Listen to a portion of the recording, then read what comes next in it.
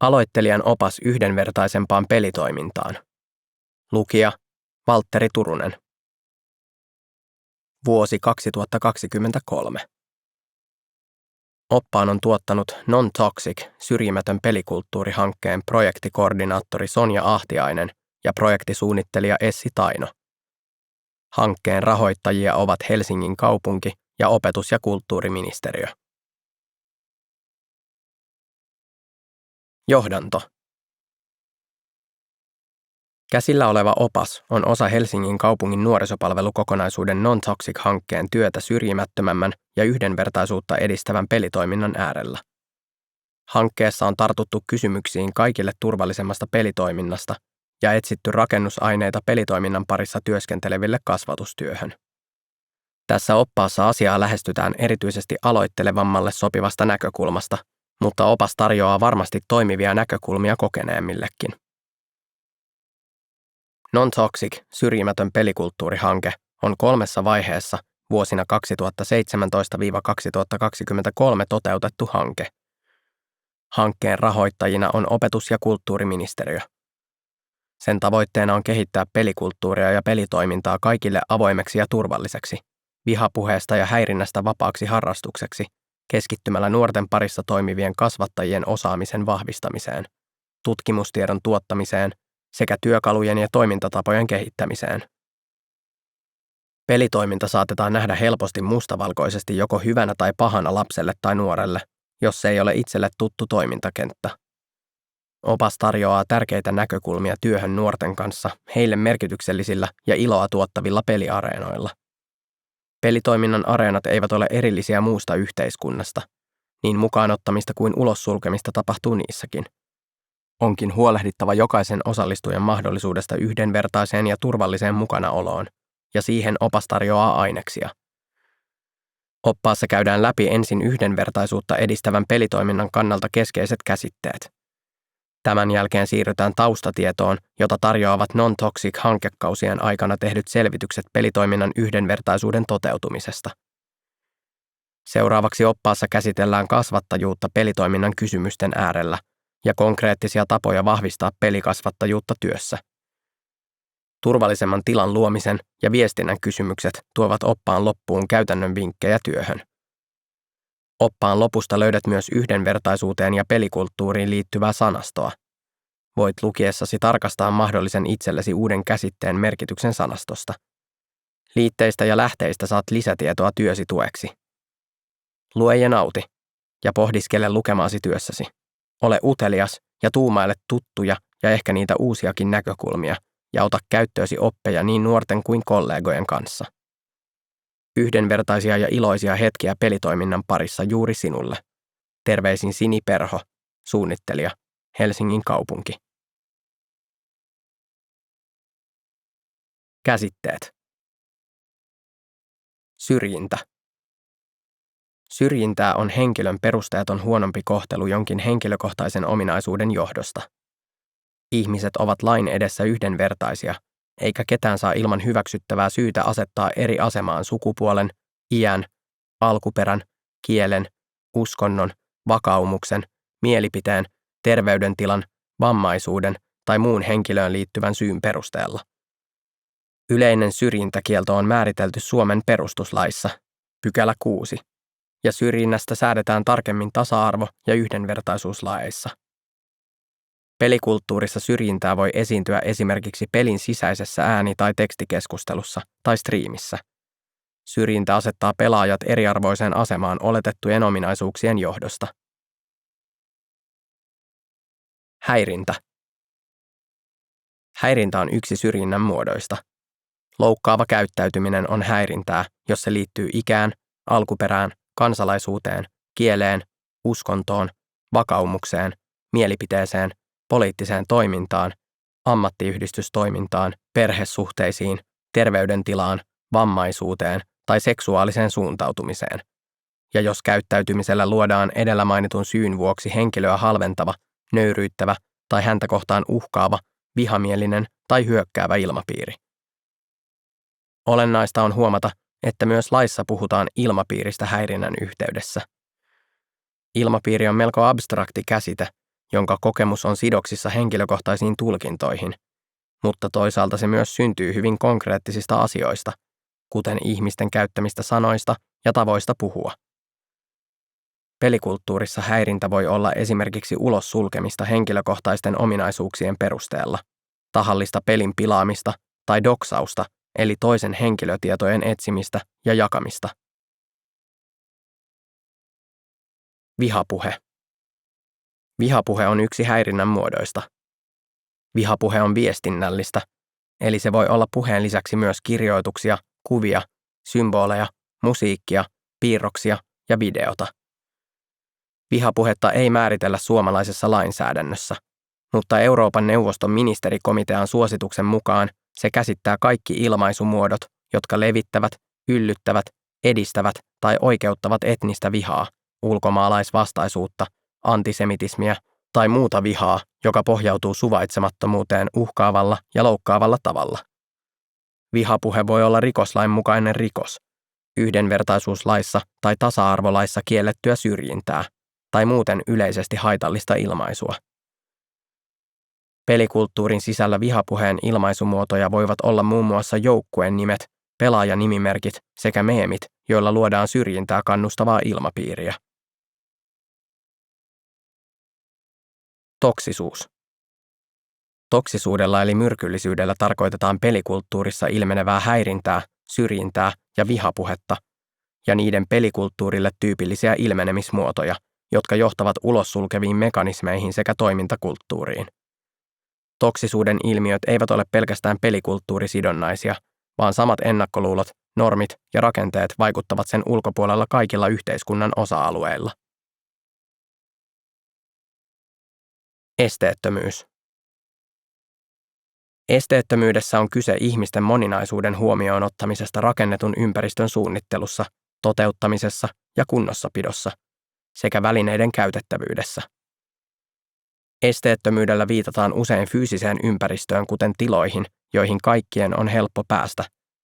Esimerkiksi luiskat, hissit, esteetön WC. Liikkumisen esteettömyyden lisäksi otetaan huomioon esimerkiksi näkemiseen, kuulemiseen, ymmärtämiseen ja kommunikaatioon liittyvät asiat. Jos esteettömyysasiat pohdituttavat, Suomen elektronisen urheilun liiton julkaisema Elektronisen urheilun esteettömän tapahtuman järjestäjän opas auttaa tilan esteettömyyden hahmottamisessa. Opas löytyy osoitteesta seul.fi. Saavutettavuus. Saavutettavuus on osa esteettömyyttä. Sillä viitataan pääosin aineettomaan ympäristöön, ei niinkään fyysiseen ympäristöön. Aineettomaksi ympäristöksi lasketaan esimerkiksi palveluiden sosiaalinen ilmapiiri, sisältö, viestintä, opastus sekä verkkosivut. Saavutettavuus viestinnässä, tiedonsaannissa ja palveluissa merkitsee sitä, että ne ovat kaikkien saavutettavissa, ja käyttäjä voi valita eri tapoja kommunikoida, saada tietoa ja osallistua toimintaan. Sähköisissä palveluissa on huomioitava, että sisältö on selkeää ja ymmärrettävää, ja se on luettavissa ruudun lukuapuvälineillä. Julkisten tahojen tai palvelun tuottajien tarjoaman tiedon pitäisi olla saatavilla monipuolisesti eri kanavien kautta digitaalisessa ja painetussa muodossa. Sosiaalisella saavutettavuudella tarkoitetaan ihmisten moninaisuuden huomioon ottavaa ilmapiiriä, asenteita ja toimintaympäristöä, jossa jokainen voi olla oma itsensä ilman pelkoa syrjinnästä. Sosiaalisella saavutettavuudella taataan turvallinen ja tasa-arvoinen palvelu, tila tai viranomaiskäytäntö kaikille. Sillä edistetään yhdenvertaisuuden toteutumista yhteiskunnan eri osa-alueilla, kuten oppilaitoksissa, työpaikoilla, poliittisessa päätöksenteossa ja kulttuurielämässä. Myönteiset asenteet ihmisten moninaisuutta kohtaan näkyvät esimerkiksi kaikissa ihmisten välisissä kohtaamisissa arvostavana käyttäytymisenä. Sosiaalisella saavutettavuudella pyritään saavuttamaan myönteinen vastaus kysymyksiin: onko tämä tila minua varten? Kuulunko minä tänne? Ja onko minulla täällä turvallinen olo? Aluehallintovirasto valvoo saavutettavuusvaatimusten toteutumista Suomessa. Lisätietoa vaatimuksista löytyy osoitteesta www.saavutettavuusvaatimukset.fi. Non-toxic-selvitykset. Non-toxic-hanke tuotti hankkeen 3 toimintakauden aikana 2 selvitystä, joissa pyrittiin avaamaan kokemuksia nuorten kohtaamasta häirinnästä. Molemmat selvitykset löytyvät kokonaisuudessaan Non-toxic-hankkeen verkkosivuilta. Ensimmäinen hankkeen selvitys toteutettiin vuonna 2018 Ella Alinin toimesta. Sen nimi on Non-toxic, selvitys kilpailullisia tietokone- ja konsolipelejä pelaavien nuorten kokemuksista vihapuheesta ja häirinnästä. Selvitys toteutettiin Assembly-pelitapahtumassa, jossa kysyttiin aktiivisesti kilpailullisia pelejä pelaavilta 15–29-vuotiailta nuorilta heidän kokemuksistaan häiritsevästä käyttäytymisestä pelikulttuurissa. Vastaajia oli yhteensä 156 nuorta. Noin 90% vastaajista oli kokenut vihapuhetta tai häirintää, ja 70% olivat joutuneet itse vihapuheen tai häirinnän kohteeksi. 90% vastaajista toivoi, että vihapuheeseen ja häirintään puututtaisiin. Yli 80% nuorista toivoi, että pelaajat kannustaisivat toisiaan enemmän. Vastausten perusteella naiset ja alle 18-vuotiaat miehet kokivat selvästi enemmän häirintää ja vihapuhetta. Häirintä vaikutti vastaajien pelivalintoihin sekä tapoihin pelata pelejä.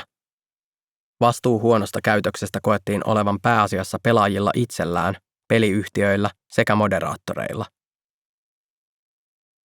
Toinen hankkeen tuottama selvitys on nimeltään Non-toxic, pelikasvatusta kotona ja nuorisotyössä. Sen toteutti Mia Siutila vuonna 2020. Selvitys toteutettiin 2 kyselynä, joissa kysyttiin vanhempien ja nuorisotyöntekijöiden kokemuksia nuoriin kohdistuvasta häirinnästä pelitoiminnassa. Kyselyjä jaettiin muun muassa sosiaalisessa mediassa, Helsingin kaupungin omilla sivuilla sekä eri toimijoiden jakamina. Nuorisotyöntekijöiden kyselyyn vastasi yhteensä 91 henkilöä. Vanhempien kyselyyn vastasi 136 henkilöä. Vanhemmat ja nuorisotyöntekijät tunsivat pelejä sekä pelikulttuureja kohtuullisen hyvin. Vanhemmista 55% ja nuorisotyöntekijöistä 13% vastasivat, etteivät nuoret ole kertoneet kohdanneensa häirintää peleissä tai pelikulttuurissa. Monet vanhemmat toivoivat lisätietoa peleistä käytännönläheisessä muodossa. Vanhemmat kertoivat puuttuneensa nuorten huonoon pelikäytökseen huomauttamalla, kielloilla tai pelaamisen rajoittamisella. Niillä kuitenkin vaikutti olevan vain väliaikainen apu. Nuorisotyöntekijät kertoivat onnistuneensa vaikuttamaan nuorten käytökseen käymällä keskusteluja huutamisen ja haukkumisen mahdollisista vaikutuksista, paremmista kommunikointitavoista sekä kannustamisen merkityksestä. Pelikasvattajuus. Pelikasvattajat ovat avainasemassa vaikuttamassa pelikulttuurin yhdenvertaisuuteen ja inklusiivisuuteen. Pelikasvatus on osa mediakasvatusta, joka on nykyisessä digitaalisessa yhteiskunnassa yhtä tärkeää kuin esimerkiksi liikennekasvatus tai terveyskasvatus. Jokainen lasten ja nuorten kanssa tekemisissä oleva aikuinen voi olla pelikasvattaja, ja kasvattajan suhtautuminen pelaamiseen rakentaa nuoren mielikuvaa pelaamisen maailmasta. Nuoret oppivat paljon aikuisten esimerkin kautta ja toimivat vertaiskasvattajina myös toisille nuorille. Digitaalisia pelejä on Suomessa pidetty stereotyyppisesti valkoihoisten cis-poikien ja miesten harrastuksena. Vaikka tilanne on pikkuhiljaa muuttumassa moninaisempaan suuntaan eri toimijoiden kovan työn ansiosta, pelikulttuurissa esiintyy edelleen syrjiviä rakenteita ja asenteita, jotka vaikeuttavat nuorten yhdenvertaisia mahdollisuuksia osallistua toimintaan. Jos yhteisö ei ole aktiivisesti poistamassa esteitä pelitoimintaan osallistumiselle, se todennäköisesti huomaamattaan ylläpitää niitä. Jo yhdenvertaisuutta edistävien työkalujen ja toimintamallien näkyvä käyttäminen vaikuttaa ennaltaehkäisevästi häirintään ja syrjintään. Yhteisön sosiaalisen hyvinvoinnin vaaliminen tukee osallistujien sitoutumista toimintaan ja parantaa suorituksia niin peleissä kuin työnteossa. Luomalla turvallisempia ja kaikille saavutettavampia peliyhteisöjä voimme kasvattajina vaikuttaa pelikulttuurin laajempaan muutokseen kaikille avoimeksi, vihapuheesta ja häirinnästä vapaaksi harrastukseksi. Pelitoiminnan yhdenvertaisuuden edistämiseen on hyvä nimetä vastuuhenkilö, jolla on mahdollisuus kouluttautua ja käyttää työskentelyyn omaa työaikaa. sekä riittävät valtuudet ja motivaatio työskentelylle. Jos yhdenvertaisuuden suunnitelmallinen edistäminen ei ole kenenkään vastuulla, tai jos vastuu jaetaan yhdenvertaisesti kaikille, se huomioidaan helposti vasta silloin, kun muilta arjen pyörittämiseen liittyviltä työtehtäviltä jää aikaa. Tiedon jakaminen ja yhdenvertaisuustyön jatkuminen tulee varmistaa koko organisaation laajuisesti, jotta sen toteutus pysyy laadukkaana myös henkilöstömuutosten yhteydessä. Seuraavaksi on lueteltuna yhdenvertaisuutta edistävän pelikasvattajan muistilista. Kysele, ole kiinnostunut. Kuuntele, kannusta. Avoin ilmapiiri helpottaa keskustelua myös mahdollisissa ongelmatilanteissa. Arvosta peliharrastusta, vaikka se olisi itselle vierasta tai vaikeaa. Pelaaminen voi olla sosiaalista toimintaa, jonka kautta solmitaan todellisia ihmissuhteita. Verkossa pätevät samat käytössäännöt ja yhdenvertaisuuslait kuin pelien ulkopuolellakin. Pelit ovat osa todellista maailmaa. Osallistu, pelaa itse. Tutustu peleihin ja niiden mekaniikkoihin. Katso matseja ja pelivideoita. Opettele tunnistamaan, miten syrjintä ja häirintä näkyvät ja ilmenevät peleissä. Yleisimmät termit ja tavat, doksaus ynnä muu sellainen. Ota puheeksi, jos huomaat kommentointia tai kielenkäyttöä, joka on syrjivää tai häiritsevää. Kysy, jos et ymmärrä pelissä käytettyä kieltä. Peleihin tunteella eläytyminen ei sinänsä ole toksista. Tunteella eläytyminen ei saa kuitenkaan tapahtua vähemmistöjen tai muiden ihmisten kustannuksella. Homottelu tai huorittelu ei kuulu reiluun peliin. Ratkaisu häirintään tai kiusaamiseen ei ole pelaamisen kieltäminen tai sen lopettaminen. Tue häirintää kohdannutta pelaajaa kuuntelemalla ja turvallisella läsnäololla. Kysele, ovatko häiritsevät pelaajat tuttuja pelien ulkopuolella. Ota selvää, miten kyseisessä pelissä tai alustalla voi ilmoittaa häiritsevistä pelaajista. Suosituimmissa peleissä on jo käytössä pelin sisäinen raportointityökalu. Häiritsevien pelaajien hiljentäminen on myös ok. Tunnetaidot. Tunnetaidot ovat oleellinen osa pelikasvatusta ja yksi tärkeimmistä taidoista pelikasvattajana. Kyky havaita ja tiedostaa omia tunteita on tunnetaitojen ja itsetuntemuksen perusta. Sitä tarvitaan vuorovaikutustilanteissa toisten ihmisten tunteiden hahmottamisessa ja ymmärtämisessä. Omien tunteiden tunnistaminen on tärkeää myös siksi, että vasta tunnistamalla omia tunteita pystyy näkemään niiden syyt ja seuraukset sekä halutessaan myös vaikuttamaan niihin. Tunteiden säätely on tunteiden hallintaa ja itsehillintää. Se on kykyä käsitellä tunteita sopiviksi paloiksi niin, että ne eivät käy ylivoimaisiksi itselle tai tilanteeseen nähden, eivätkä vahingoita ketään. Itsehillintää tarvitaan niin tunteiden ja tunnekuohujen kuin impulssien ja mielihalujen hallitsemiseksi. Monet pelien rakenteisiin liittyvät elementit on suunniteltu aiheuttamaan tunteita pelaajissa. Peleissä on tarjolla muun muassa tunteita herättäviä tarinoita ja elämyksiä, itsehillintää vaativia kaupallisia rahoitusmalleja, kilpa-asetelmia, koukuttavia mitalitavoitteita sekä vuorovaikutustilanteita muiden pelaajien kanssa. Pelikasvattajan onkin hyvä perehtyä taustalla toimiviin tunteisiin vetoaviin mekanismeihin ja käydä niistä avointa keskustelua nuorten kanssa. Kasvattajan on hyvä myös tiedostaa omat tunnereaktiot erilaisissa pelitilanteissa ja pohtia, miten ne vaikuttavat hänen toimintaansa. Esimerkiksi pelissä häviäminen muiden edessä voi tuntua pahalta ja johtaa tietynlaisten pelitilanteiden välttelyyn tai epämukavuuden peittämiseen vähättelevällä käytöksellä. Kasvattajan ei tarvitse olla täydellinen omien tunteiden hallitsija, vaan riittää, että tiedostaa omat kompastuskivet ja pyrkii olemaan avoin niiden suhteen. Tunnetaitojen omaksumisessa on olennaista oivaltaa, että kaikki pelitilanteissa kohdatut tunteet ovat sallittuja. On tärkeää, että myös negatiivisia tunteita voi ilmaista, sopivin tavoin ja hyvän käytöksen rajoissa. Tunteiden sanoittaminen itselle ja muille voi olla yksi tapa saada niitä itselleen ymmärrettäviksi ja sitä kautta hallittavammiksi. Tunteella pelaaminen ei sinänsä ole toksista, mutta se ei saa tapahtua muiden pelaajien, kuten esimerkiksi vähemmistöjen kustannuksella. Häirintä tai syrjivä kielenkäyttö eivät kuulu tasapainoiseen tunteiden hallintaan. Tunteiden tunnistamisharjoituksen avulla voi kohdata pelaamisen herättämiä tunteita. Harjoituksen tavoitteena on motivoida ja auttaa pelaajaa kiinnittämään huomiota pelien aikana koettuihin tunteisiin. Tunnistamalla omia tunteita sekä vahvoja tunteita herättäviä tilanteita, pelaaja voi vaikuttaa siihen, miten tunteet ilmenevät omassa toiminnassa. 1.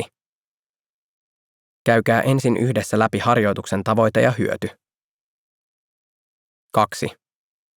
Harjoitustilan seinälle tai muuhun sopivaan paikkaan asetetaan iso paperi ja tussikynä tunteiden kirjaamista varten. 3.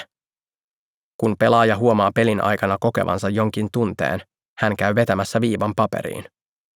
Tunnetta ei tarvitse nimetä tai eritellä. 4. Pelaajia muistutetaan harjoituksen aikana tunteiden bongaamistehtävästä tarpeen mukaan. 5. Harjoituksen lopuksi lasketaan, kuinka monta viivaa on kertynyt paperiin. 6. Vaihtoehtoisesti paperille nimetään tunteet, jotka huomataan pelin aikana. Tässä vaihtoehdossa voidaan edetä keskustelemalla havaituista tunteista ja miten ne vaikuttivat pelaamiseen. Harjoitusta toistettaessa voidaan vertailla, kertyykö tunteita enemmän vai vähemmän eri päivinä. Voidaan edelleen pohtia, mistä päiväkohtaiset erot voisivat johtua. Harjoitus voidaan tehdä vaihtoehtoisesti niin, että paperiin kirjataan jokaisen harjoitukseen osallistuvan nimi, ja jokainen merkitsee havaitut tunteet viivoin oman nimen kohdalle. Lopuksi lasketaan ja keskustellaan siitä, tuntuiko koettujen tunteiden määrä itselle sopivalta. Oikeaa tai väärää määrää ei ole olemassa.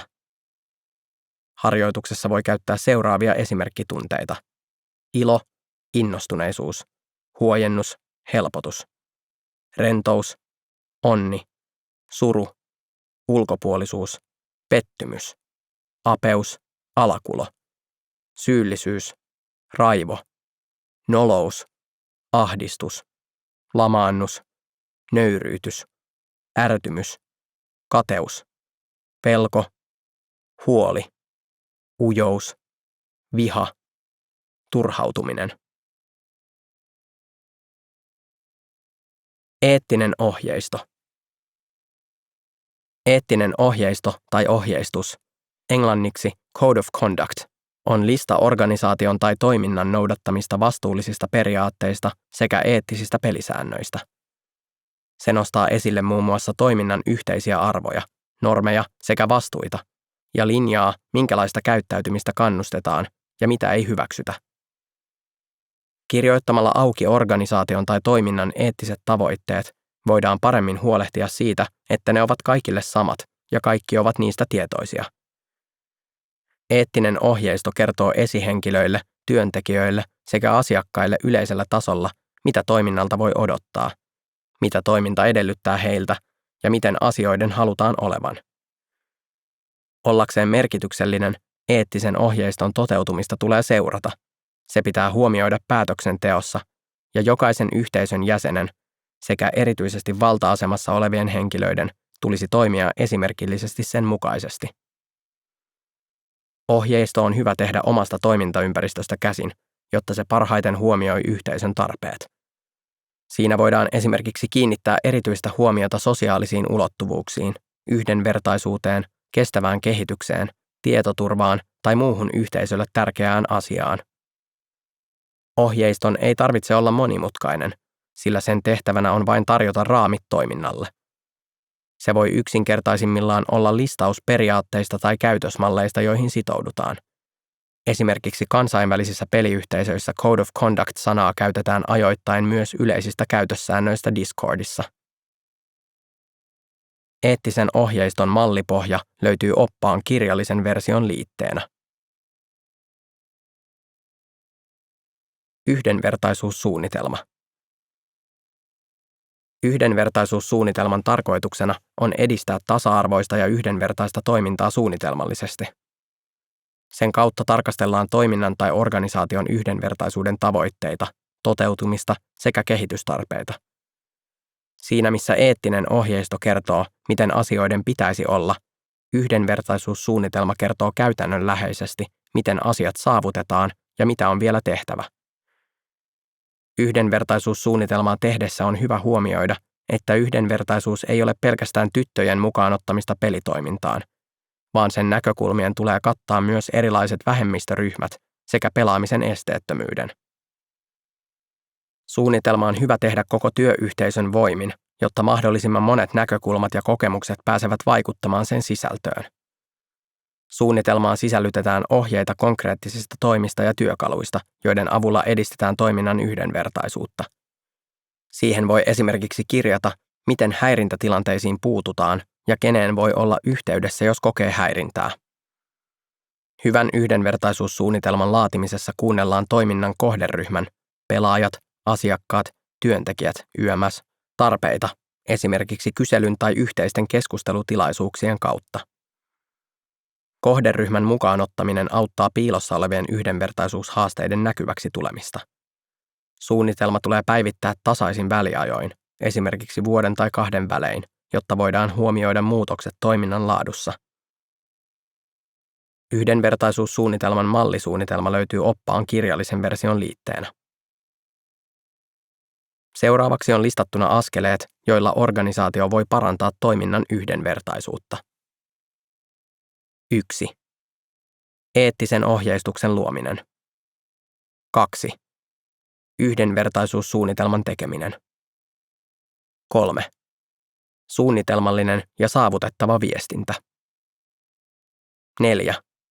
Turvallisemman tilan periaatteiden käyttö arjessa. 5. Riittävän koulutuksen mahdollistaminen.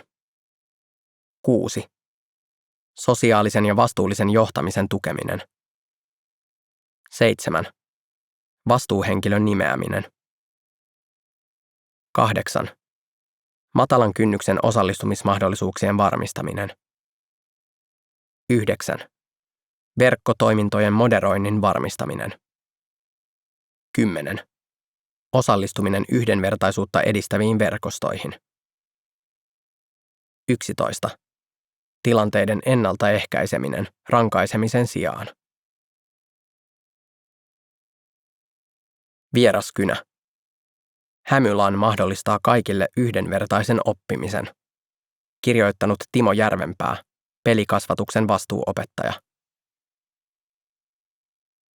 Hämeenkylän koulussa Vantaalla vuosittain vuodesta 2016 lukuun ottamatta koronavuotta 2020 oppilasagentit eli tieto- ja viestintätekniikasta kiinnostuneet oppilaat ovat järjestäneet marraskuussa koulun oman Hämylan verkkopelitapahtuman.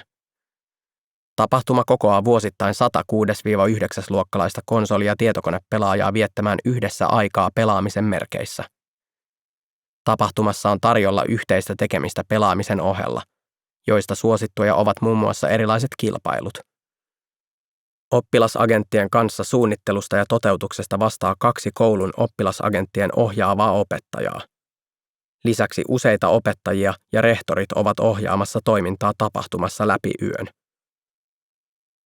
Tapahtumissa verkkopelaamisesta kiinnostuneet oppilaat kohtaavat toisensa ja siellä on syntynyt uusia kaveruuksia, joita muuten ei olisi mahdollistunut. Tapahtumissa myös opettajat pääsevät kohtaamaan oppilaita heidän kiinnostuksen kohteiden kautta aivan eri tavalla kuin perinteisesti oppitunneilla. Olemme saaneet erityisesti huoltajilta hyvää palautetta tapahtumista, joihin on heidän mukaansa turvallista päästää oppilaat nauttimaan yhdessäolosta ja pelaamisesta. Hämylan tapahtuma on saanut erityisen merkityksen yhtenä koulumme yhteisöllisyyden luojana. Tapahtuman suunnittelua syksyllä odottaa oppilasagentit, jotka haluavat omalla työllään mahdollistaa koulun oppilaille erilaisen mahdollisuuden viettää muiden kanssa aikaa koululla. Tapahtuman 100 konepaikkaa varataan vuosittain muutamassa päivässä, joten tapahtumaa odotetaan myös muidenkin oppilaiden keskuudessa.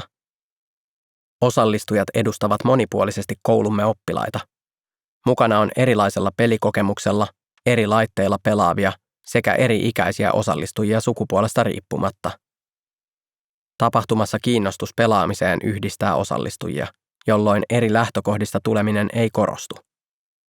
Vuosittain on ilo huomata, että yhteistä peliyötä viettävät niin kilpailuhenkiset kuin hiljaisemmat oppilaat, jotka eivät välttämättä toimi yhdessä normaalisti kouluopetuksessa. Osallistujille pyritään mahdollistamaan heidän toiveiden mukaan konepaikka joko kavereiden lähellä tai rauhalliseen paikkaan, jotta kaikilla on turvallinen olo tapahtuman ajan. Tapahtumien aikana ei ole tullut esille yhtään häirintä- tai kiusaamistapausta, johon olisimme joutuneet puuttumaan. Vuosien varrella tapahtumissa on ollut mukana koulun opettajien lisäksi vähintään osan ajasta paikallisen nuorisotilan henkilökuntaa sekä koulukuraattori. Mahdollisiin häirintä- ja kiusaamistilanteisiin puututaan koulun normaaleiden käytänteiden mukaisesti. Epäasiallisen toiminnan havainnut tai tietoonsa saanut koulun aikuinen puuttuu tilanteeseen välittömästi ja vie tilanteen kiusaamisen vastaisen ryhmän jatkoselvittelyyn.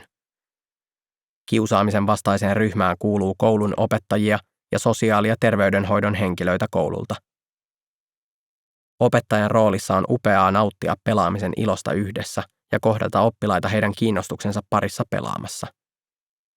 Yön aikana ehtii kohdata oppilaita eri tavalla kuin normaalissa opetuksessa ja käydä mielenkiintoisia keskusteluja heidän pelaamisestaan ja yleensä nuorten elämästä. Vapaaehtoisessa tapahtumassa pelaamisen lisäksi opitaan perusopetuksen yleisen osan tavoitteiden mukaisesti. Laaja-alaisista tavoitteista tapahtumassa tuetaan kulttuurista osaamista, vuorovaikutustaitoja L2 sekä itsestä huolehtimista ja arjen taitoja L3, joiden harjoittelu on erittäin tärkeää tulevaa opiskelu- ja työelämää varten. Verkkopelitapahtumat ovat luoneet koulullemme pelaamismyönteisen ilmapiirin. Pelaamisen hyväksyminen osana nuorten elämää ja pelaamisesta puhuminen ovat koulun arjessa lisääntyneet viime vuosien ajan. Turvallisempi tila.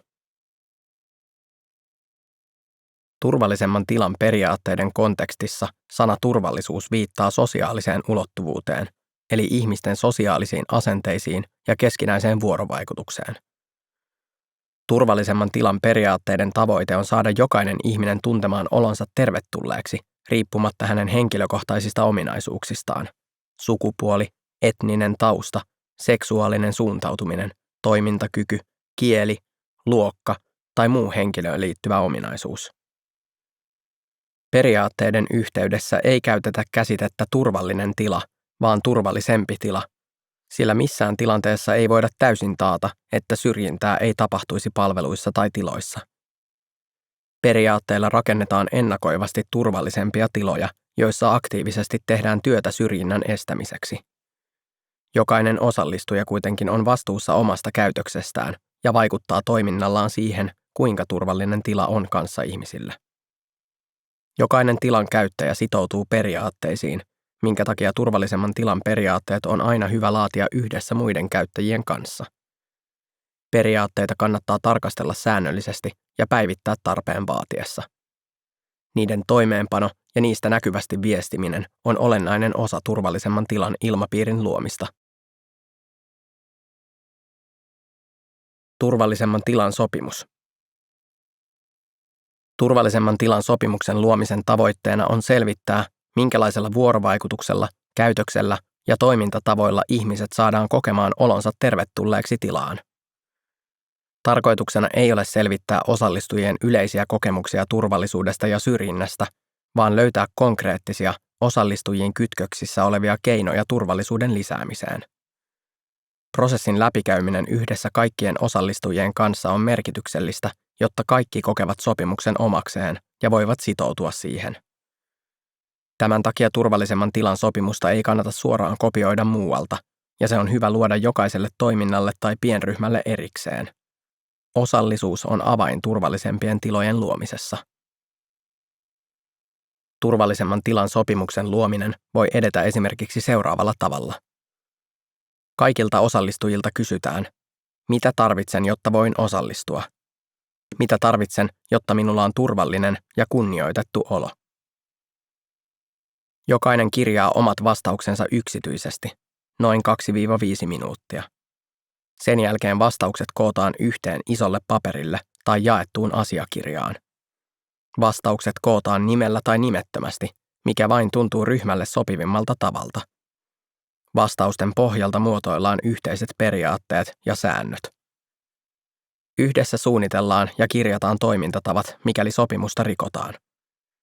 Sopimus pidetään esillä tilassa tai esimerkiksi Discordissa. Sopimuksen voi tehdä myös keskustellen ja sitä päivitetään aika ajoin.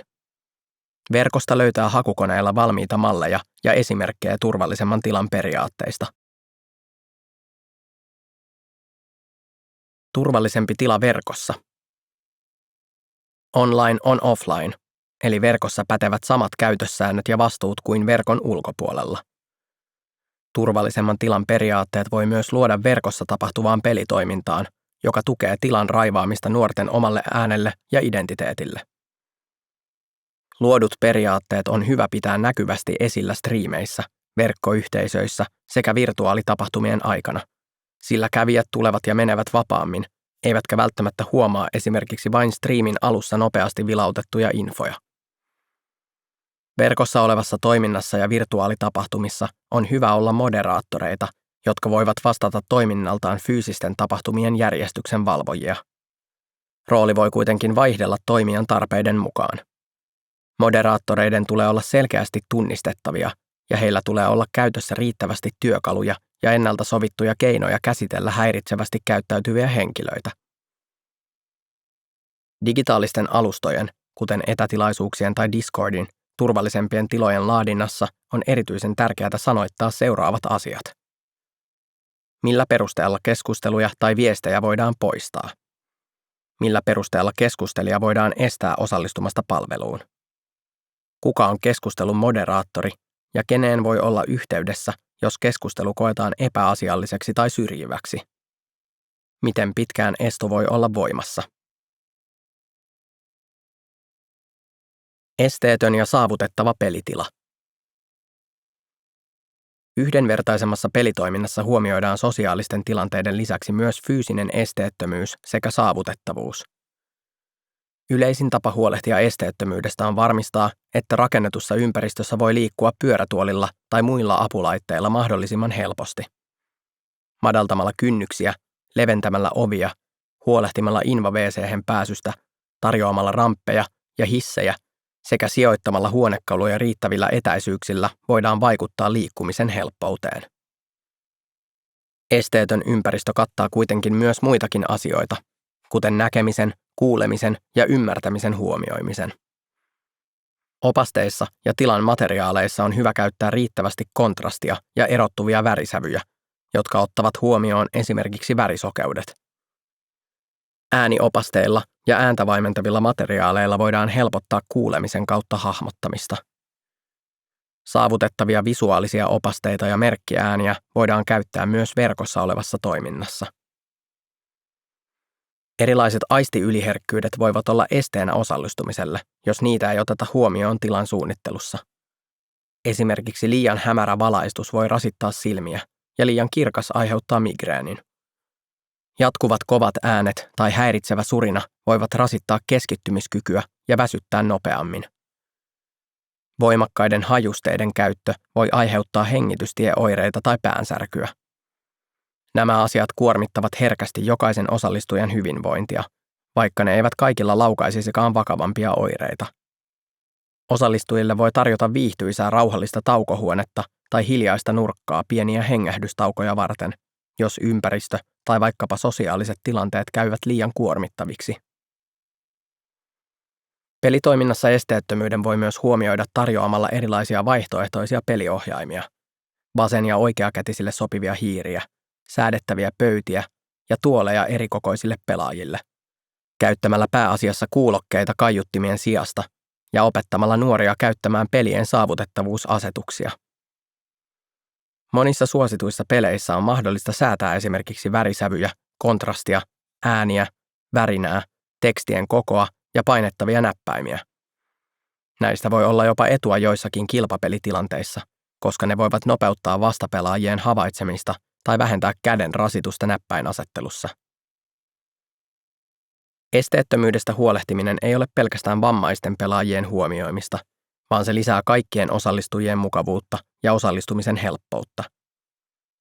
Jokaisella henkilöllä on elämänsä aikana tilanteita, jolloin pelaaminen vaikeutuu esimerkiksi tilapäisen näön tai kuulon heikkenemisen, käsivamman, selkäkipujen tai muiden oireiden johdosta. Jos pelitoiminta on jo valmiiksi suunniteltu mahdollisimman esteettömäksi, Se lisää mahdollisuutta jatkaa rakkaan harrastuksen parissa myös silloin, kun omalle kohdalle sattuu yllättävä tilanne. Tekemällä esteettömyydestä normaali osa peliharrastusta madalletaan kaikkien kynnystä käyttää heille sopivia apuvälineitä. Häirintäyhdyshenkilö. Häirintäyhdyshenkilö, lyhyesti häry tai häy, on nimetty luotettava häirintäyhdyshenkilökoulutuksen käynyt henkilö, johon voi olla yhteydessä, jos kohtaa toiminnassa häirintää. Hän toimii myös toiminnan järjestäjän tukena turvallisemman tilan luomisessa. Hänellä on luottamusaseman tuoma vaitiolovelvollisuus, jonka johdosta hän voi yleisluontoisesti kertoa tilanteista tarvittaville toimintaa järjestäville henkilöille, mutta ei saa levittää tapausten henkilöistä tunnistettavia kertomuksia tai henkilötietoja muille ulkopuolisille. Ainoastaan rikostapauksissa tai henkilön terveyttä uhkaavissa tilanteissa voidaan antaa tarkempia tietoja viranomaisille. Häry kohtaa, kuuntelee ja ratkaisee tilanteet yhteydenottajan toiveiden mukaisesti. Ratkaisu voi olla kuuntelemista ja keskustelemista tai konkreettisempaa ohjaamista muihin palveluihin tai tukeen. Joskus yhteydenottaja voi haluta selvitellä tilannetta häiritsijän kanssa. Silloin häryn tehtävänä on olla yhteydessä molempiin ja ohjata anteeksipyyntöön sekä antoon. Digitaalisissa ympäristöissä toimiva häry voi joutua selvittämään myös niille ympäristöille tyypillisiä häirinnän muotoja, kuten doksausta tai meemien vihapuhetta. Vakavamman häirintätilanteen sattuessa moderaattori tai järjestyksen valvoja voi poistaa häiritsijän toiminnasta. Häry ei tee kurinpidollisia toimenpiteitä. Jos kyseessä on rikos, tilannetta ei voi käsitellä vain häryn voimin tai toiminnan sisäisenä asiana, vaan siitä täytyy aina ilmoittaa eteenpäin viranomaisille. Jos ei ole varma, onko kyseessä rikos vai ei, neuvoa voi pyytää esimerkiksi rikosuhripäivystyksestä riku.fi. Muut rooliin liittyvät velvollisuudet tulisi määritellä työyhteisön voimin, sillä siihen vaikuttavat pelitoiminnan laajuus, sijainti sekä henkilöstön määrä. Pienemmässä organisaatiossa voi olla tarpeen yhdistää häryn rooli toiseen tehtävään, ja isommassa organisaatiossa voi olla tarvetta useille häirintäyhdyshenkilöille. Häryt ovat perinteisesti paikalla toimintaan osallistujia varten, mutta myös työntekijöille voi nousta tarvetta saada tukea. Etenkin isompien tapahtumien vapaaehtoiset työntekijät voivat tarvita neutraalia osapuolta, jonka kanssa keskustella häirintätilanteista. Roolia määritellessä tulisi aina tarkastella vallankäyttöä ja sen vaikutuksia yhteisön toimintaan. Yleisesti ottaen häryn tehtävissä tulisi toimia henkilö, jolla ei ole muuta järjestyksen ylläpitämiseen, rajaamiseen tai päättämiseen vahvasti liittyvää roolia, kuten järjestyksen valvojat, johtoryhmä, vastuuohjaaja, yms. Tämä takaa sen, että hänen toimintansa pysyy mahdollisimman puolueettomana ja luottamuksellisena, eikä hänelle tule ristiriitoja eri roolien vallankäytön tai vastuun suhteen. Härynä voi toimia kuka tahansa tehtävään soveltuva henkilö. Eduksi tehtävässä on hyvät sosiaalisten tilanteiden lukutaidot, paineensietokyky sekä taito kohdata rankoissakin tunnetiloissa olevia henkilöitä rauhallisesti. Häryn on toimittava mahdollisimman neutraalisti. Hän ei saa lietsoa häirinnän kohdetta tai tuomita häirinnän tekijää. Tilanteissa on hyvä muistaa inhimillinen näkökulma, jonka mukaan ihmiset itse eivät lähtökohtaisesti ole pahoja, mutta heidän tekojaan voidaan arvioida ja niihin voidaan puuttua. Tekijä on aina vastuussa tekemisistään, oli kyse sitten virhearvioinnista tai tahallisesta teosta. Pelitoiminnassa on hyvä pohtia etukäteen sitä, miten häirintätapaukset vastaanotetaan eri tilanteissa. Miten nuori kohdataan ja kenen toimesta? Kuka on vastuussa? Miten nuoren oikeus yksityisyyteen toteutuu? Milloin nuoren kertoma tieto pysyy vain hänen ja ohjaajan välisenä, ja milloin siitä kerrotaan muille työntekijöille? Onko toimijoilla vaitiolovelvollisuus, ja onko siitä sovittu millä tavalla? Milloin ilmoitetaan huoltajille, jos kyseessä on alaikäinen, 9, 13 tai 16-vuotias? Vieraskynä. Hyvinkään teemoitetun nuorisotyön tila. Kirjoittanut Jenni Lappalainen, teemoitetun nuorisotilan vastaava nuoriso-ohjaaja. Hyvinkään nuorisopalveluilla on 3 nuorisotilaa. Avointa toimintaa sisältävä kauppakeskusnuorisotila, kohdennetun nuorisotyön tila sekä teemoitetun nuorisotyön tila. Tässä yhteydessä teemoitettu nuorisotyö on toimintaa, joka on toimintakohtaisesti kohdennettu erilaisille ryhmille. Esimerkiksi tietyn harrastuksen ympärille rakennettu toiminta, tietylle kohderyhmälle suunnattu tai nuorten toisille nuorille järjestämää tekemistä.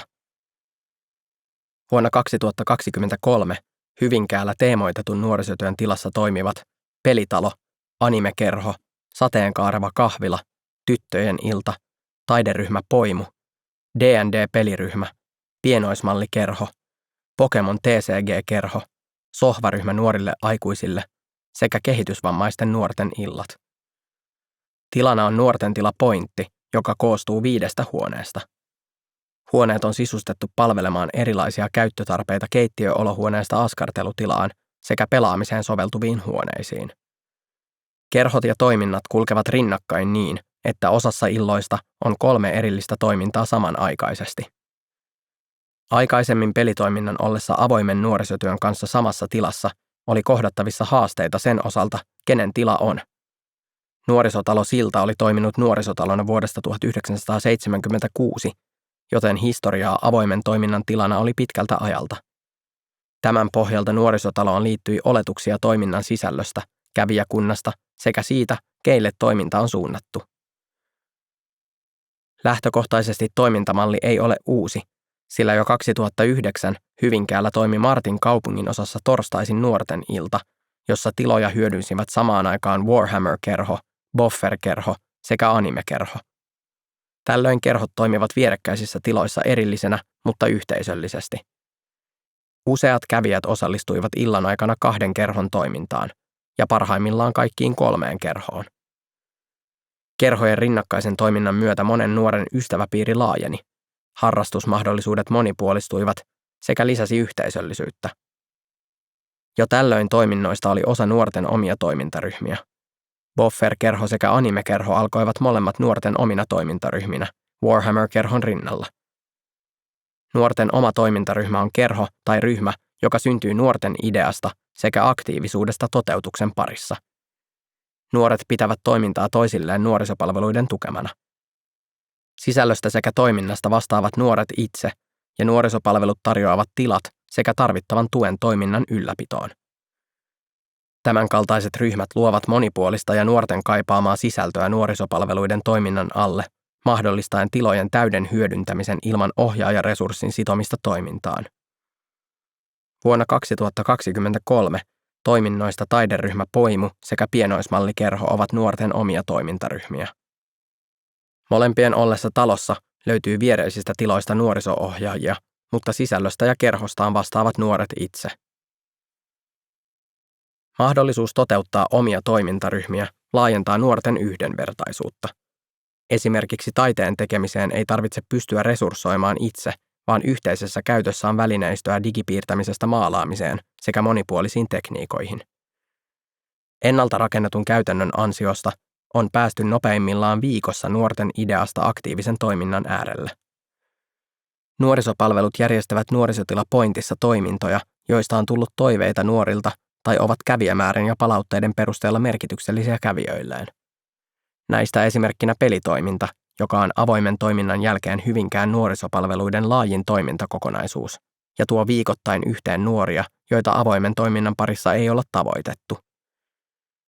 Sateenkaarevan kahvilan tarkoitus on tarjota kävijöilleen turvallinen ja vertaistuellinen tila, mutta lisäksi Sateenkaarevan toiminnan ylläpito viestittää tilassa toimiville nuorille sekä ympäristölleen yhdenvertaista arvomaailmaa. Jokaisessa Pointin toiminnassa on selkeät ja nuorten kanssa yhdessä käydyt toimintaperiaatteet, jotka pohjautuvat turvallisempaan tilaan sekä yhteisöllisyyteen. Toiminnat ovat poliittisesti sekä uskonnollisesti sitoutumattomia ja arvomaailmoihin liittyvistä aiheista ei keskustella epäkunnioittavasti tilanteissakaan, joissa media myllyttäisi. Tämän lisäksi kehorauhaa kunnioitetaan tarkasti, eikä edes esimerkiksi pelihahmojen ulkonäköä arvostella kehollisin ominaisuuksin. Pelatessa ja ylipäänsä puhutaan kunnioittavasti. Ketään ei edes itseään haukuta tai kritisoida peliosaamisesta, eikä huudella vastapuolen pelaajille, vaikka he eivät olisi kuulolla. Yhteinen kunnioittava puhekulttuuri on vaatinut pitkäjänteisyyttä ja työtä haastavien kommentointien osalta, mutta on tuottanut hyvää tulosta. Toiminnat ovat pääsymaksuttomia, eivät vaadi sitoutumista, eikä nuoren tarvitse olla henkilöitävissä. Jäsenkortti on vapaaehtoinen. Tiloissa huomioidaan pyrkimys esteettömyyteen ja arvioimme toimintaa sekä tiloja säännöllisesti keskustellen työyhteisön ja nuorten kanssa. Kaikesta huolimatta toiminnassa on kohdattu ja tullaan kohtaamaan haasteita. Tärkeintä on oppia elämään tilanteissa, luottamaan ammattitaitoon sekä olemaan valmis tarkastelemaan linjauksia. Tavanomaisin haaste kauden alussa on uusien kävijöiden kanssa nuubittelusta ynnä muusta irtautuminen. On oltava valmiutta ylläpitää linjauksia ja kunnioittavaa puhekulttuuria, ettei yhteisön tapa puhua muutu toksisemmaksi. Se vaatii kärsivällisyyttä myös vanhoilta kävijöiltä. Opittuna osalla nuorista on todella rajuja puhetapoja pelaamisen parissa, eikä vanhasta pois oppiminen ole niin nopeaa kuin pelkkä uuden oppiminen. Haaste kasvaa, kun arvomaailma, esimerkiksi kotona opittu, on ristiriidassa nuorisotilaan. Tämänkaltainen tilanne on ollut maahanmuuttotaustaisten nuorten ja sateenkaarevien nuorten välillä, jossa seksuaalivähemmistöihin kohdistui ennakkoluuloja, jotka purkautuivat asenteellisesti. Jouduimme syksyllä 2022 rajaamaan osan nuorista osallistumaan pelitoimintaan vain silloin, kun sateenkaareva toiminta ei ole käynnissä, välttääksemme turvattomia tilanteita nuorten kesken, sillä keskustelun kautta emme saaneet tarvittavia tuloksia. Nyt keväälle 2023 olemme pystyneet purkamaan rajoituksia tilanteen rauhoituttua. Olemme olleet myös uuden äärellä kielellisten haasteiden kanssa tilanteessa, jossa kyrillistä näppäimistöä ei saatu kuukausissakaan tilaan varaston loppumisen vuoksi, eikä yhteistä kieltä löytynyt ilman kääntäjää. Yhteisöllisyyttä ei alkanut rakentua luonnostaan kävijöiden välillä. Lopulta vastaus löytyi pelitoiminnan peruslähteiltä. Yhteisöllisyys rakentuu nuorten välille, kun heillä on peli, jota toinen haluaa oppia, esimerkiksi VR-setti, ja toinen osaa opettaa. Yhteinen kieli on yhteinen harrastus ja yhdessä tekeminen. Pelitoiminnan yhteisöllinen puoli. Viestintä. Hyvillä aikomuksilla tehdyt suunnitelmat peliyhteisön yhdenvertaisuudesta jäävät herkästi piiloon, jos niitä ei pidetä jatkuvasti esillä, ja jos ne eivät näy konkreettisesti arjen toiminnassa. Toiminnan järjestäjän on hyvä pohtia, mitkä asiat hän viestittää sanallisesti ja mitkä voisivat toimia myös visuaalisena viestinä. Viestinnällä voidaan madaltaa osallistumisen kynnystä jo ennen ensimmäisiä kohtaamisia sekä kasvattaa yhteenkuuluvuuden tunnetta osallistujien kesken. Hyvä viestintä pitää näkyvillä toiminnan arvot ja mitä yhteisö edellyttää osallistumiselta sekä tarjoaa osallistujalle. Laadukas, inklusiivisempi viestintä vaatii ammattitaitoa, työaikaa ja resursseja. Sitä on erittäin vaikea tehdä muiden aikaa vievien työtehtävien ohella. Viestintää toteuttavan työntekijän on hyvä saada koulutusta ja tukea esimerkiksi selkokielisen ja saavutettavamman viestinnän toteuttamiseen, visuaaliseen ilmaisuun sekä apulaitteiden huomioimiseen. Seuraavana on muistilista yhdenvertaisempaan viestintään. Käytä kuvien vaihtoehtoisia tekstejä, englanniksi alt text, ja selkokielisyyttä viestinnässä. Tärkein tieto tulisi löytyä silmäyksellä ja apulaitteita käyttäen. Hyödynnä symboleita sanattomassa viestinnässä. Esimerkiksi sateenkaarilippu näkyvästi seinällä tai Discord-bannerissa tai infokanavalla. Käytä moninaisten pelaajien valokuvia, jos toimintasi on kaikille avointa. Vain yhden pelaajaryhmän näyttäminen antaa yksipuolisen mielikuvan toiminnan kohderyhmästä. Laadi eri kielillä olevia materiaaleja kävijöiden tarpeiden mukaan. Suomi, englanti, ruotsi, mutta tarvittaessa myös venäjä, arabia, yms. Käytä visuaalisia huonetauluja tai julisteita, myös diginä. Laadi ohjeet aloittelijalle. Miten tulet mukaan? Mitä sinun tarvitsee tietää? Ohjeet voivat olla hauskassa muodossa, kuten videona tai sarjakuvana. Voit pohtia, kuinka hyvin viestintä onnistuu tekemällä harjoituksen, jossa asetut uuden kävijän rooliin. Kävijä voi olla ensimmäistä kertaa mukana järjestämässäsi toiminnassa, joko fyysisessä pelitilassa, turnauksessa, tapahtumassa tai verkkoyhteisössä.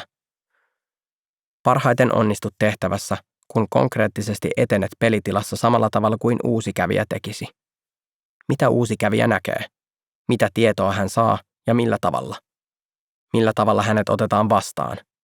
Miten ensivaikutelma muuttuu, jos uusi kävijä on esimerkiksi tyttö, sateenkaarinuori, maahanmuuttaja tai vammainen nuori? Toiminnan markkinointi. Uusien osallistujien houkutteleminen on avainasemassa pelitoiminnan jatkuvuuden kannalta. Toiminta voi jonkin aikaa pärjätä vakiokävijöiden voimalla, mutta se kuihtuu hitaasti kasaan, jos uusia osallistujia ei pystytä houkuttelemaan paikalle. Tämän takia on hyvä suunnitella, millä tavalla toimintaa markkinoi ja kenelle. Markkinoinnissa tulee pohtia, miten eri valinnat mahdollisesti vahvistavat ennakkoluuloja ja stereotypioita, miten ne sulkevat ulos tai osallistavat erilaisia nuorisoryhmiä tai nuorten huoltajia, ja ovatko ne tarkoituksenmukaisia esimerkiksi toiminnan tavoitteiden kannalta. Osa markkinoinnista on hyvä kohdistaa myös nuorten huoltajiin, sillä edelleen iso osa nuorista saa tietoa uusista harrastusmahdollisuuksista huoltajiensa kautta. Yksi hyvä keino lisätä moninaisuuden näkyvyyttä markkinoinnissa on yhteistyö erilaisten yhdenvertaisuutta edistävien paikallisten järjestöjen tai palveluiden kanssa. Heiltä voi kysyä tukea yhdenvertaisuusasioissa, yhteistyömahdollisuuksista tai järjestää matalan kynnyksen tutustumiskäyntejä pelitilalle. Toinen keino on tapahtumiin, tempauksiin ja teemapäiviin osallistuminen. Esimerkiksi paikalliseen Pride-tapahtumaan osallistuminen voi madaltaa sateenkaarinuorten kynnystä osallistua toimintaan, kun toiminta tulee heille ensin tutuksi turvallisemmassa ympäristössä. Markkinoinnissa on hyvä myös huomioida sensitiivisyys ja riski tehdä virheitä. Toiminnan varsinaisen sisällön on oltava linjassa sen kanssa, mitä viestittää eteenpäin. Jos esimerkiksi toiminnan mainoksissa näkyy vähemmistöihin kuuluvia henkilöitä, mutta toiminnan rakenteet eivät tue heidän osallistumistaan, sorrutaan tokenismiin. Tokenismi tarkoittaa käytäntöjä, joissa organisaatio saa hyötyä itselleen viestittämällä ulospäin inklusiivisemmilla mielikuvilla, mutta ei sisäisesti toimi yhdenvertaisuusperiaatteiden mukaisesti. Usein aliedustettuja henkilöitä, kuten maahanmuuttajia tai seksuaali- sekä sukupuolivähemmistöihin kuuluvia henkilöitä, ylikorostetaan ulospäin, esimerkiksi kertomalla, että meillä ollaan inklusiivisia, kun meillä on töissä yksi vähemmistöä edustava henkilö 100 henkilön organisaatiossa. Myös hyvällä tahdolla tehty viestintä, jossa halutaan korostaa esimerkiksi pelaajien moninaisuutta, voi sortua tokenismiin. Toisaalta moninaisuuden jättäminen pois viestinnästä on itseään ruokkiva ilmiö, eikä tokenismista päästä kokonaan eroon ennen kuin yhteiskunnan arvot, toimintamallit sekä rakenteet muuttuvat aidosti kaikille tasa-arvoisesti saavutettavaksi. Meemit ovat myös erittäin hyvä keino saada näkyvyyttä nuorten keskuudessa. Ne voivat kuitenkin huomaamatta ylläpitää syrjintää, jos niitä jakaa selvittämättä niiden alkuperää tai yleisimpiä merkityksiä. Hyvänä esimerkkinä tästä on laajasti suosittu Pepe the Frog-meemi, joka liittyy vahvasti myös äärioikeistoliikkeiden vihapuhetta lietsovaan viestintään. Reaktiokuvien ohella meemejä käytetään paljon myös pelaajaprofiilien kuvakkeissa sekä Discord-hymiöinä, jolloin niiden mahdolliset syrjivät sisällöt ovat vaikeampia huomata. Vastapuhe. Ihmisillä on rajallinen kapasiteetti toimia sosiaalisissa tilanteissa, ja ympäristöllä on vaikutusta toimintaamme. Vahvat tunnetilat ja ajatukset tarttuvat herkästi henkilöltä toiselle. Jos ympäristö suosii neutraaleja lähestymistapoja, tai ajatellaan, että ronskimpi läppä nyt vain kuuluu pelikulttuuriin, eikä sitä tarvitse muuttaa, se myös antaa tilaa vihapuheelle ja välinpitämättömälle suhtautumiselle. Vastapuheen tarkoituksena on viedä tilaa vihapuheelta korostamalla jokaisen henkilön ihmisarvoa ja tarjoamalla vaihtoehtoisia, empatiaa herättäviä sekä positiivisia tarinoita moninaisista pelaajista. Yksinkertaisimmillaan se on syrjinnän kohteen puolella seisomista ja tukemista. Tilanteessa osoitetaan omalla toiminnalla, että vihapuhe ei ole hyväksyttyä ja siihen täytyy puuttua. Vihapuheen kohteena olevia henkilöitä ei voi velvoittaa tai vastuuttaa muuttamaan ympärillä olevia asenteita, vaan siihen tarvitaan kaikkien yhteistä panosta. Vastapuhe ei ole suora vastaus vihapuheessa esiintyviin väittämiin, eikä sen tarkoituksena ole lähteä haastamaan vihapuheen sisältöä. Suora haastaminen johtaa usein vain negatiiviseen kommentoinnin kierteeseen ja voi pahentaa tilannetta. Korostamalla positiivisia ja empatiaa herättäviä piirteitä pyritään saamaan aikaiseksi muutosta ajattelussa. Vastapuhetta täytyy tietoisesti ja aktiivisesti hyödyntää pitkäjänteisesti, jotta se tukee yhdenvertaisuuden edistämistä yhteisössä. Sisällyttämällä positiivisia tarinoita tai nostoja esimerkiksi sosiaalisen median viestintään, markkinointikampanjoihin tai pelitoiminnan keskusteluun annetaan tilaa ja ääni tarinoissa esiintyville henkilöille. Samalla se kertoo kaikille, että näitä ihmisiä huomioidaan ja arvostetaan toiminnassa, ja he ovat tervetulleita mukaan. Voit suunnitella vastapuheen käyttämistä toiminnassasi tarkastelemalla, kenen äänet ja tarinat nousevat viestinnässä esille. Kuka jää ulkopuolelle? Millä tavoin moninaisempia tarinoita voisi nostaa esille olemassa olevien tarinoiden rinnalle? Jos olet vihakampanjan tai trollaamisen kohteena. Joskus voi käydä niin, että olet kasvattajana tai pelaajana vihapuheen tai trollaamisen kohteena. Saatat myös kohdata nuoria, jotka ovat vihakampanjan kohteena ja kaipaavat neuvoja. Tällaisessa tilanteessa voi pyrkiä toimimaan seuraavalla tavalla tilanteen rauhoittamiseksi. 1. Pysy rauhallisena ja reagoi nopeasti.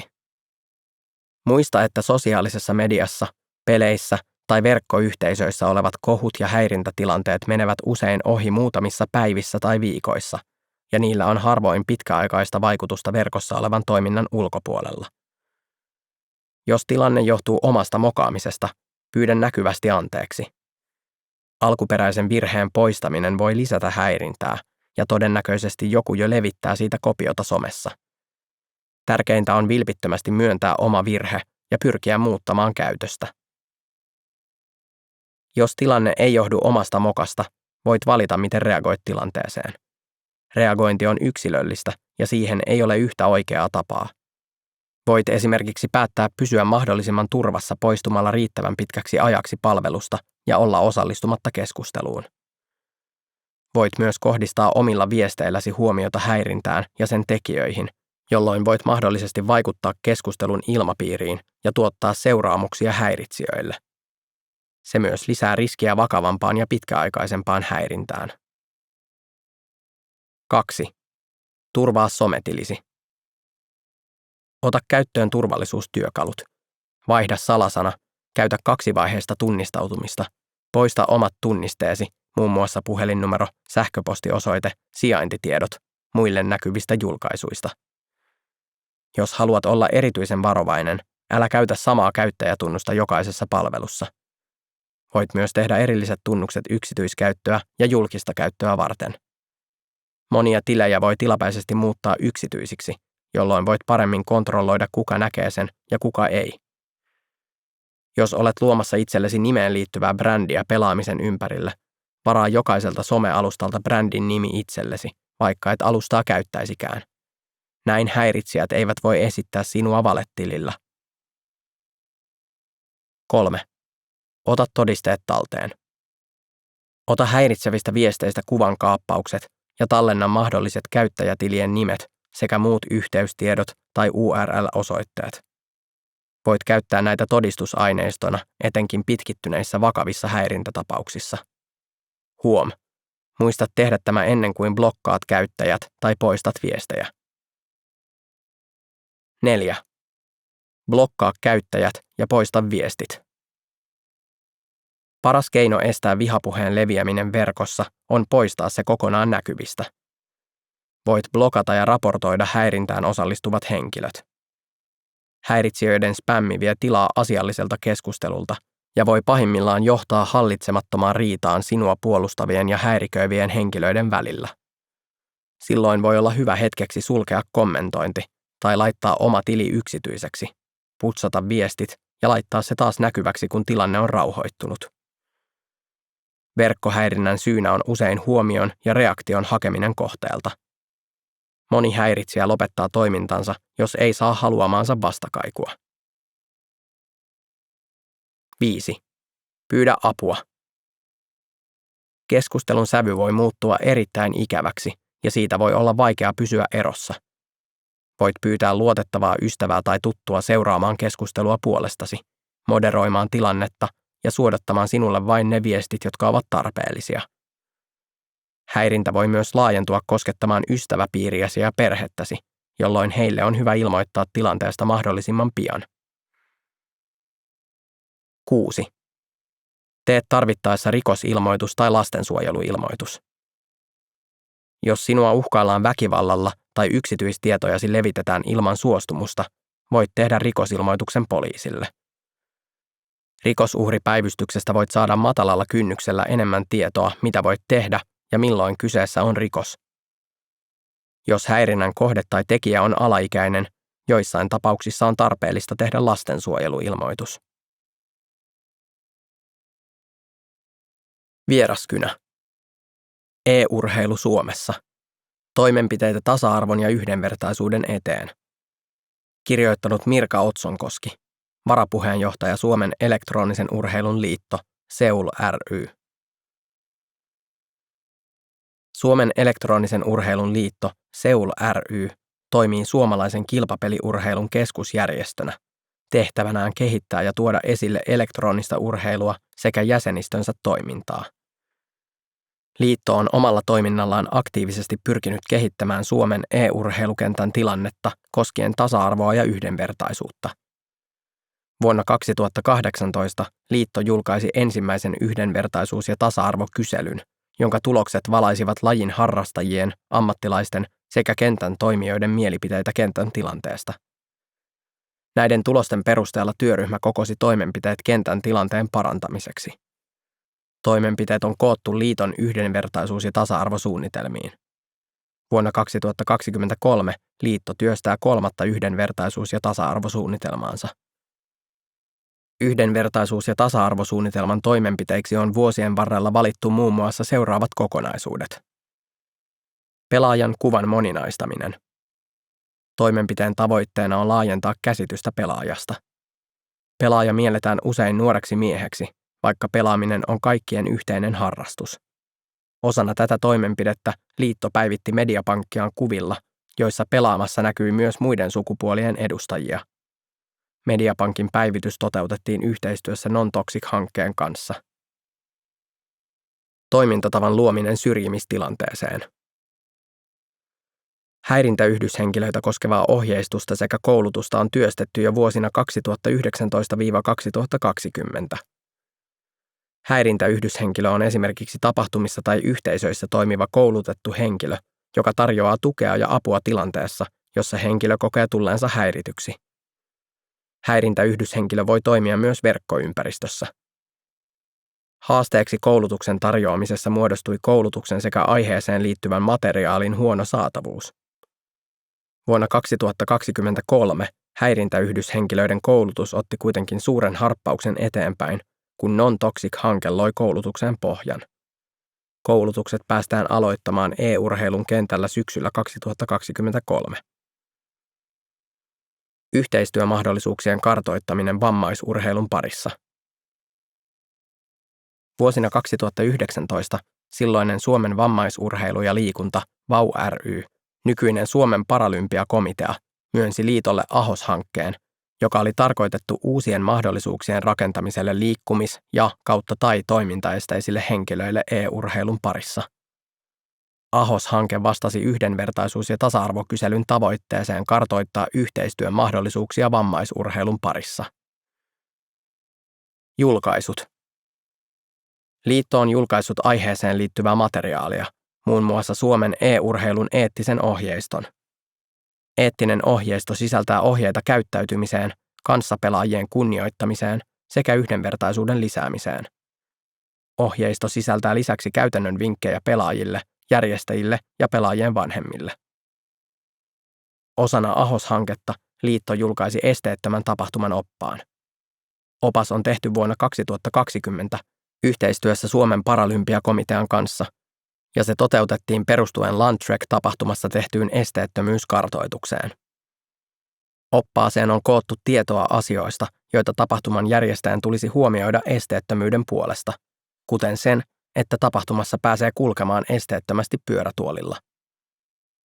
Osana AHOS-hanketta järjestettiin lisäksi opintomatka kansainvälisen kattojärjestön IESF:n International Esports Federation järjestämien MM-kisojen esteettömyyteen tutustumiseen. Koulutukset. Vuonna 2021 liitto järjesti yhteistyössä Non-Toxic-hankkeen kanssa ensimmäisen Non-Toxic-sertifikaattikoulutuksen. Koulutuksen tarkoituksena on tutustua kotimaisen e-urheilun kentän tilanteeseen yhdenvertaisuuden ja tasa-arvon näkökulmasta. Yhteinen koulutus keskusteluineen rohkaisee kantamaan vastuuta aiheesta yhdessä. Koulutuksen lopputuotoksena osallistuneet toimijat luovat omat yhdenvertaisuus- ja tasa-arvosuunnitelmansa. Koulutuksen suoritettuaan toimijat saavat käyttöönsä sertifikaatin, joka voidaan liittää esimerkiksi toimijan verkkosivuille. Sertifikaatti viestii toimijan verkkosivuja selaaville, esimerkiksi pelaajien vanhemmille, että toimija on perehtynyt aiheeseen ja osoittaa vastuullisuutta omassa toiminnassaan. Liiton muihin koulutuksiin, esimerkiksi valmentaja- ja tuomarikoulutuksiin, on lisätty yhdenvertaisuutta ja tasa-arvoa e-urheilun kentällä käsittelevä osionsa. Yhteistyö Non-Toxic syrjimätön pelikulttuuri-hankkeen kanssa. Liitto on tehnyt tiivistä yhteistyötä Non-Toxic-hankkeen kanssa koskien tasa-arvoa ja yhdenvertaisuutta. Tähän lukeutuu esimerkiksi viestinnällinen yhteistyö, esimerkiksi kyselyiden ja uutisten jakaminen, Non-Toxic Gaming, yhdessä parempaa pelikulttuuria kampanja sekä liiton yhdenvertaisuus- ja tasa-arvosuunnitelmien parissa työskentely, johon hankkeen työntekijät ovat vuosittain osallistuneet osana suunnitelmaa tekevää työryhmää. Liiton edustaja on osallistunut hankkeen ohjausryhmään. Non-Toxic Gaming, yhdessä parempaa pelikulttuuria kampanja julkaistiin vuoden 2021 kesällä.